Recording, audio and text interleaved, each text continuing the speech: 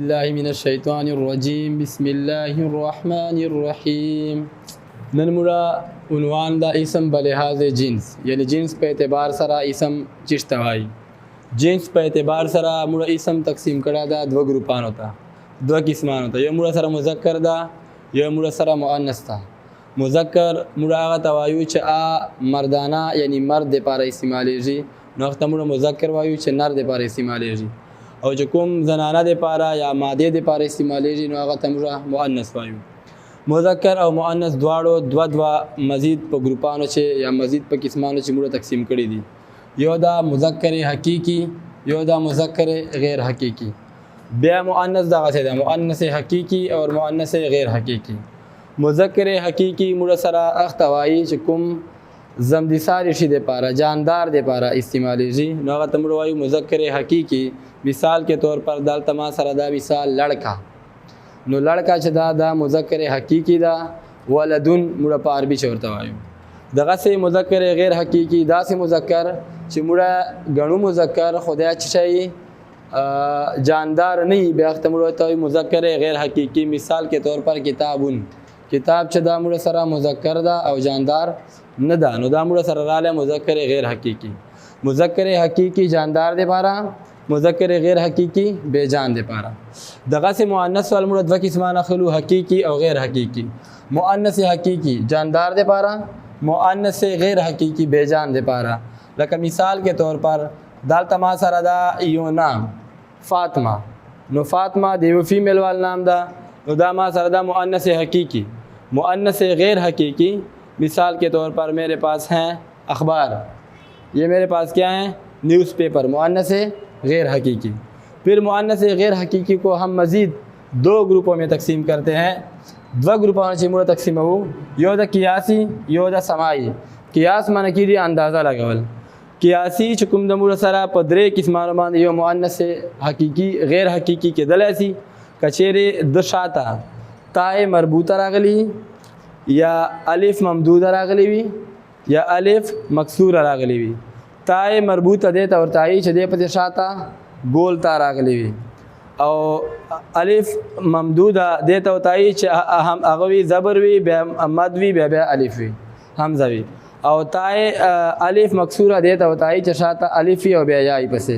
مثال کے طور پر یہاں پہ میرے پاس ہیں صالحتن، دالته سره راغلی د شاته پسې ګول تا راغلی دا تای مربوطه مړو توایو. نو دا ما سره دا قیاسی مؤنث غیر حقیقی او مؤنث غیر حقیقی سے قیاسی دا. بیا دوم د مړه سره الف ممدوده، لکه مثال کے طور پر والسماء، تو یہاں پہ دالته مړه سره څه رااله، دالته مړه سره الف ممدوده رااله او دا مړه سره څه دا مؤنث تا، مؤنث چې غیر حقیقی دا او غیر حقیقی چې څه د مړه سره قیاسی دا. بیا الف مکسوره رااله، لکه مثال کے طور پر کبرا، نو دا چې د مړه سره کبرا الف مکسوره رااله، نو دې ته مړه وتایو دا مړه سره رااله د مؤنث غیر حقیقی چې قیاسی. نو مړه ویلا د اسم بلحاظ جنس، اسم بلحاظ جنس مړه سره دوه قسمه ده، مذکر او مؤنث. مذکر دوه قسمه، حقیقی غیر حقیقی، مؤنث حقیقی غیر حقیقی. حقیقی جاندار دے پارا دا، غیر حقیقی بے جان دے پارا دا. چرنگی لڑکا مړه سره حقیقی مذکر دا، دغه سی کتاب مړه سره غیر حقیقی مذکر دا. دالته مړه سره چرنگی مثال ماولی کو فاطمہ، نو فاطمہ مړه سره دا مذکر مؤنث حقیقی، نو دغه سی مؤنث غیر حقیقی مړه سره اخبار وغیرہ. بیا مؤنث غیر حقیقی مړه دوا مزید ګروپانو ته تقسیم ک، یو ته قیاسی ویلا، یو ته سماعی ویلا. قیاسی اندازې لګول ته وتای، قیاسی مړه په درې قسمه طریقو باندې معلومول اسو چې دا مړه سره قیاسی ده. دین بعد کوم د سماعی، سماعی وای ارویدون کې شتا، یعنی سنی سنائی بات. سماعی چې مړه د مؤنث والاغه قسمان وایو چې کوم اهل زبانونه مړه چرنګ ارویدلی، چرنګ اهل زبانو مشهور کړي په هغه طریقې باندې وایو. لکه مثال کے طور پر اخبار پڑھا، کتاب پڑھی وغیرہ.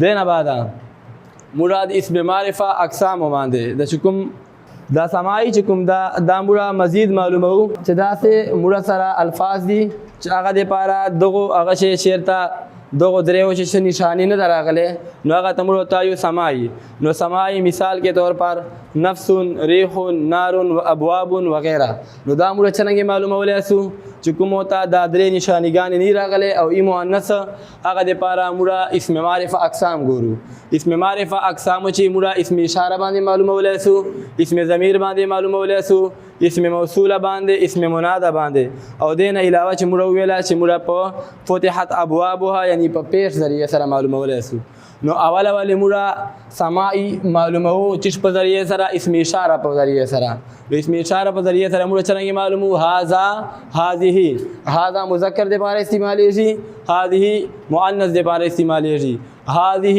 ناقۃ الله مثال کے طور پر دا ما سره مثال دا هذه ناقۃ الله ودال طبيعت څنګه استعمال هو چې دا ما سره شراله بیا دینه بعد ما سره اسم ضمیر باندې څنګه معلومه ها هو او ها باندې اولئک اصحاب النار نو دالته په چش باندې معلوم ک هو یا په ها ذریعہ باندې چیرته هو لیکل اولئک اصحاب النار هم فيها خالدون نو دا هم چې کوم رااله دا ما معلوم ک د چش په ذریعہ باندې اس مؤنث غیر حقیقی سماعی ما معلوم کړه د اسم ضمیر په مدد سره دین بعد بل د ما سره اسم موصوله په مدد سره بعد مؤنث غیر حقیقی او سماعی څنګه معلومه د دې پار الذی نرینه د پارا مذکر د پارا او التی مؤنث د پارا لکه دال تما سره رااله جهنم التی نو ما سره دا شراله جهنم ټکیا چکم دا ما سره رااله مؤنث غیر حقیقی او مؤنث غیر حقیقی چې ما سره شراله سماعی ده دین بعد موږ اسم منادا په ذریعہ باندې مؤنث غیر حقیقی سماعی معلومو یا ایها الذین او یا ایتها النفس المطمئنه تو دالته چې ما سره کوم رااله دا لفظ نفس دا ما معلوم کو چې دا مؤنث غیر حقیقی سماعی دا چا په مدد سره د اسم منادا په مدد سره دین ای आवाज مؤنث غیر حقیقی سماعی معلومه ولاسه د پیش صيغه په ذریعہ سره لکه مثال کے طور پر فتحت ابوابها نو دا چې نراله ابواب نفس ریح نار ابواب وغیرہ دا موږ سره شادي مؤنث غیر حقیقی غیر سماعی جزاک الله خیرا